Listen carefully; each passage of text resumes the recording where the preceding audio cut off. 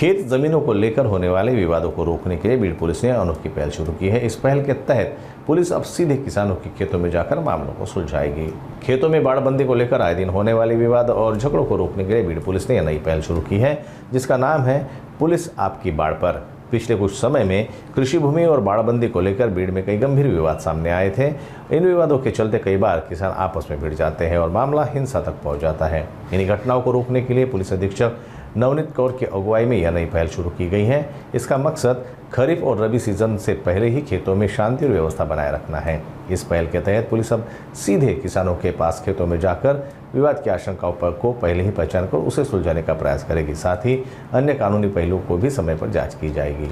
Actually Beed जिल्हा जो आपला आहे त्यामध्ये आपला जिल्हा शेतीप्रधान जिल्हा आहे। इथे 80% लोक शेतीचा व्यवसाय करतात। त्यामध्ये शेतीचे कारणामुळे बरेचदा जिथे बाउंड्रीचा डिस्प्यूट आहे किंवा इतर किरकोळ कारण आहे त्यामुळे क्राईम घडतात। आणि आता आमच्या निदर्शनास आलेला आहे की जेवढा छोटे क्राईम आहे सिंपल इंजरी किंवा ग्रीवियस इंजरीचे त्यामध्ये बरेचदा जो कारण आहे तो शेतीच्या संदर्भातला कारण आहे। तो आपण हे जे पोलीस आपले बांधावर एक आपण स्कीम राबवलेली आहे त्यामध्ये जो असे शेतीचे कारणामुळे जो इश्यू आहे ते डायरेक्टली ते लोक आम्हाला भेटू शकते, पोलीस स्टेशनला येऊ शकते आणि आमचे पोलीस तिथे जाऊन त्यामध्ये त्यांना मार्गदर्शन करेल। बरेचदा शेतीचे कारणमध्ये सिव्हिल डिस्प्यूट राहतो, बाउंड्री कुठपर्यंत आहे, कोणाची बाउंड्री कुठपर्यंत आहे, पण लोकांना त्यामध्ये योग्य मार्गदर्शन मिळत नाही। त्यामुळे शेवटी ते भांडण करतात आणि फायनली त्यामध्ये क्राईम रजिस्ट्रेशन होतो।